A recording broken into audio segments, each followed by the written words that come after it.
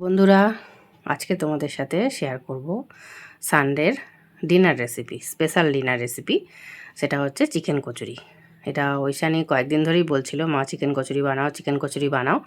তো যার জন্য রবিবার দিন চিকেন যেহেতু হয়েছিল বাড়িতে, সেই জন্য আমি ভাবলাম তাহলে রবিবারই বানানো যাক।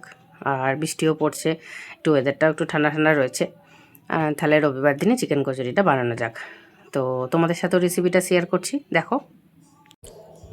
প্রথমে আমি পেঁয়াজ, রসুন, টমেটো, কাঁচা লঙ্কা এগুলোকে কুচিয়ে নিয়েছি, একদম কুচো কুচো করে কেটে নিয়ে ধুয়ে নিয়েছি। এরপর কড়াইতে তেল বসিয়ে দিয়েছি এবং এর মধ্যে একটা গোটা শুকনো লঙ্কা ভেঙে ফোড়নে দিয়ে দিয়েছি। এরপরে তেলটা গরম হলে এর মধ্যে দিয়ে দেবো পেঁয়াজ কুচিটা। তো ফার্স্টে আমরা এখানে পেঁয়াজ কুচিটাই দেবো। দেখো তেলটা গরম হয়ে গেছে, এরপরে দিয়ে দিলাম এর মধ্যে পেঁয়াজ কুচিটা। পেঁয়াজ কুচিটা দেওয়ার পর একটু এটাকে নাড়াচাড়া করতে হবে এবং পেঁয়াজটা একটু যখন ভাজা ভাজা হয়ে যাবে তারপরে আমরা বাকি জিনিসগুলো অ্যাড করবো এর মধ্যে। তো দেখো পেঁয়াজটাকে একটু ভেজে নিচ্ছি, তারপরে এর মধ্যে দিয়ে দেবো রসুন কুচি আর লঙ্কা কুচিটা। তারপরে রসুন আর পেঁয়াজ লঙ্কা এটা যখন একটু ভাজা ভাজা হয়ে যাবে তারপরে আমরা এর মধ্যে যে টমেটো কুচিটা করে রেখেছিলাম ওটাকে অ্যাড করে দেবো। তারপরে সমস্ত উপকরণগুলোকে ভালোভাবে কষিয়ে নিতে হবে। দেখো এবার একটু আদা বাটা দিয়ে দিলাম। আদা বাটাটা দেওয়ার পর যাতে আদার গন্ধটা না থাকে তাই একটু নাড়াচাড়া করতে হবে বেশ খানিকক্ষণ ধরে। তারপরে নুন দিয়ে দিলাম স্বাদ মতো। এরপরে এর মধ্যে লঙ্কা গুঁড়ো, জিরে গুঁড়ো, ধনে গুঁড়ো, একের পর এক মশলাগুলো দিয়ে দিলাম। দিয়ে এটাকে একটুখানিক্ষণ কষাতে হবে যাতে কাঁচা গন্ধটা সব কিছুরই চলে যায়। দেখো এরপর এখানে চিকেন কিমাটা দিয়ে দেবো। দেখো চিকেন কিমাটা আমি দোকান থেকেই করে এনেছিলাম, যে চিকেনটা কিমা করে নিয়ে আসলেই ভালো হবে। তো তোমরা চাইলে মিক্সিতেও এটা পেস্ট করেও করা যায়, মিক্সিতে পেস্ট করলে এটা খুব বেশি পেস্ট হয়ে যাবে। তাই জন্য এটা যেহেতু একটু যে শক্ত শক্ত রাখার জন্য, ওই জন্য দোকান থেকে এটাকে কিমা করে নিয়ে আসলেই সব থেকে ভালো হয়। তো দেখো এরপর এর মধ্যে একটু হলুদ গুঁড়ো দিয়ে দিলাম, দিয়ে এবার একটু নাড়াচাড়া করবো খানিকক্ষণ ধরে। এই পুরটাকে খুব টেস্টিভাবে বানাতে হবে।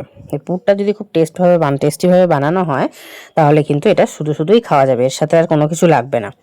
কেউ চাইলে সস দিয়েও খেতে পারো, কেউ চাইলে কোনো কিছু তরকারি দিয়েও খেতে পারো, কিন্তু এটার পুরটা যদি খুব ভালো বানানো হয় তো এটা শুধুই খাওয়া যাবে। এরপর দেখো একটু টমেটো সস দিয়ে দিয়েছিলাম এর মধ্যে।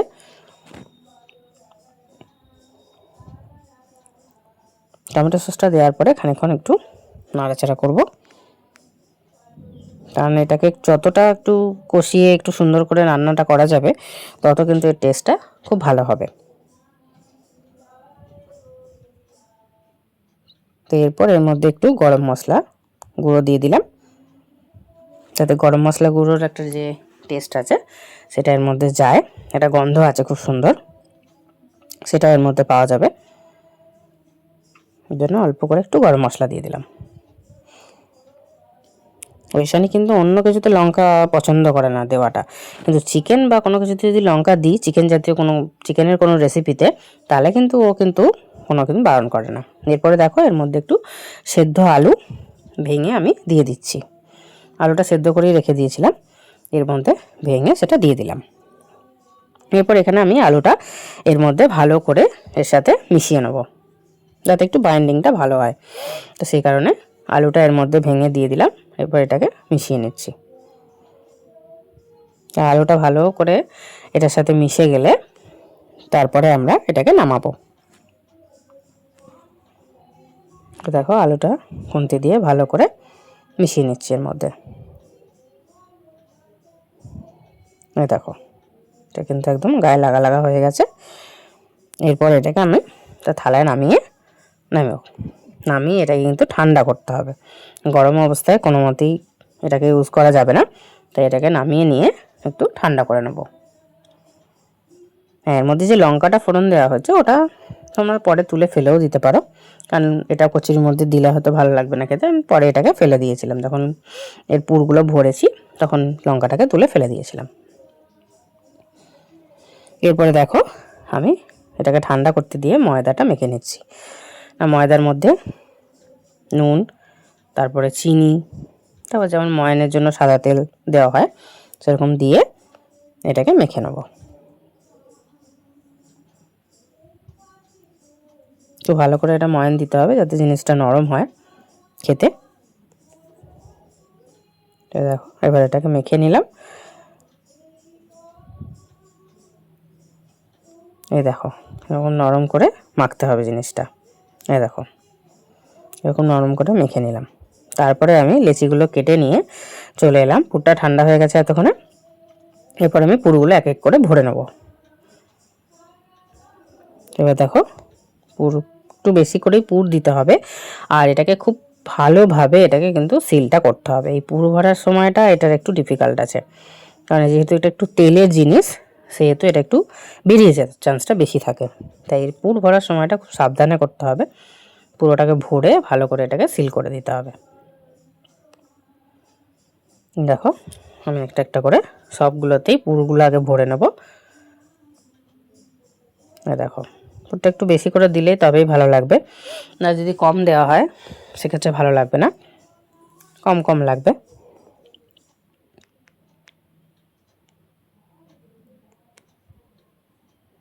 তো দেখো এক এক করে আমি সবগুলোতেই পুর ভরবো।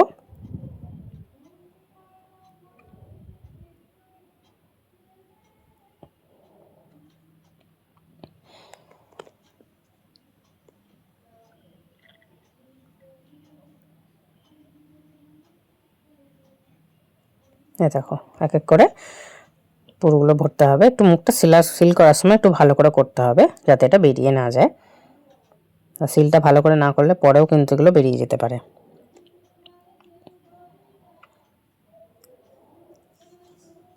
প্রথমে কিছু না আমি হাতে করেই পুরগুলো ভরছিলাম, তারপর দেখছি হাতে করে ভরতে গিয়ে এগুলো যে আর লেচিগুলো আছে এগুলো একটু হলুদ হলুদ হয়ে যাচ্ছিলো। তাই ভাবলাম তাহলে একটু চামচ দিয়ে ভরে দেখি, যেতে খুব বেশি হলুদটা তাহলে লাগবে না। তো তারপরে একটা স্পুন নিয়ে এসে ওটা করে এবার পুরগুলো ভরছিলাম। তো যেটা ইচ্ছা চামচ দিয়েও ভরা যায়, আবার হাতে করেই ভরা যায়। আমাদের হাতে করেই কাজ বেশি করতে ভালো লাগে, তাই প্রথমে আমি হাত দিয়েই করছিলাম। তারপর দেখলাম যে হলুদটা একটু বেশি লেগে যাচ্ছে, লেচির মধ্যে হলুদ হলুদ হয়ে যাচ্ছিলো। ওই জন্য আনলাম তাহলে একটু চামচ দিয়ে ভরে দেখি। চামচ ইউজ করলেও তোমাকে হাত ইউজ করতেই হবে, কিচ্ছু করার নেই, কিন্তু তাও চামচ দিয়েই কয়েকটা ভরলাম। চামচ দিয়ে ভরলে এই গায়ে হলুদের এটা কম লাগছে। এরপর দেখো চলে এলাম আমি বেলতে। বেলার সময়ও খুব হালকা হাতে কিন্তু বেলতে হবে, একটু তেল দিয়ে দিয়ে বেলতে হবে, যেহেতু এটা ভাজা হবে সেজন্য এটাকে তেল দিয়ে বেলতে হবে। দেখো একটু আধটু হয়তো বেরোতে পারে, কিন্তু যতটা চেষ্টা করতে হবে যাতে না বেরোয়, আর খুব হালকা হাতে এটা বেলতে হবে যাতে বেরিয়ে না যায়। একটু চেপে বেললে হবে না, তাহলে কিন্তু বেরিয়ে যাবে। হালকা হাতে এগুলোকে এক এক করে আমি বেলে নিলাম। দেখো করে বেলে নিতে হবে। বেলে নেওয়ার পরে তারপরে এগুলো এক এক করে ভাজতে হবে। দেখো এরপর তেল গরম করতে বসিয়ে দিয়েছিলাম। দেখো এবার তেলের মধ্যে এক এক করে ছেড়ে দিতে হবে।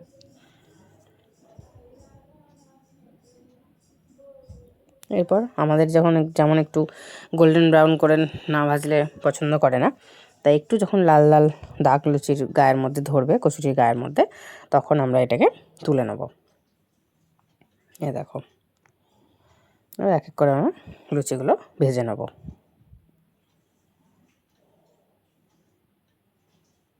দেখো এগুলো কিন্তু বেশ ভালো ফুলেছিল কিন্তু।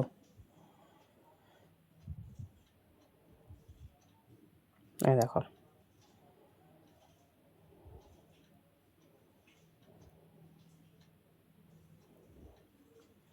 দেখো এক এক করে এবার কচুরিগুলো ভেজে নেব।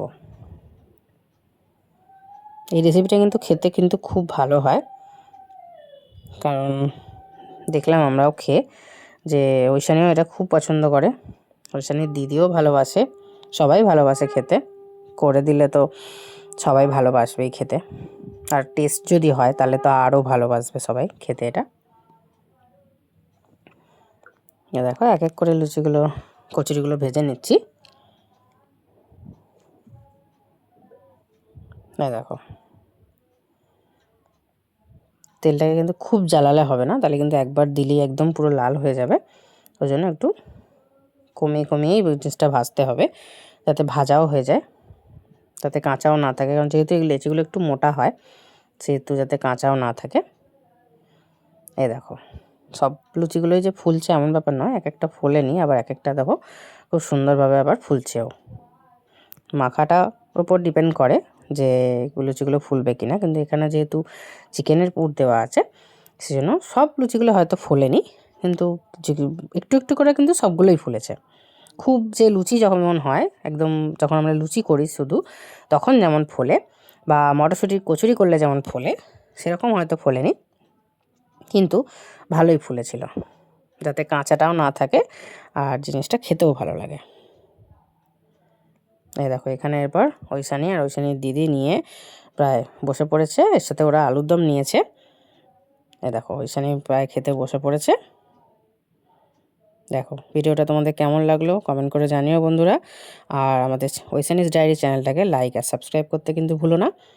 দেখো ঐশানি অলরেডি খেতে বসে পড়েছে, ও গরম গরম খেতেই ভালোবাসে, আর ও ভীষণ মজা পেয়েছে খেয়ে। ও বলেছে এরপরে আরেকদিন বানাবে মা। দেখো ও আর ওর দিদি আগে বসে পড়েছে খেতে, তারপরে আমরাও এক এক করে খাবো। তো এই ভিডিওটা এই অবধি, দেখা হচ্ছে নেক্সট ভিডিওতে, ততক্ষণের জন্য গুড বাই।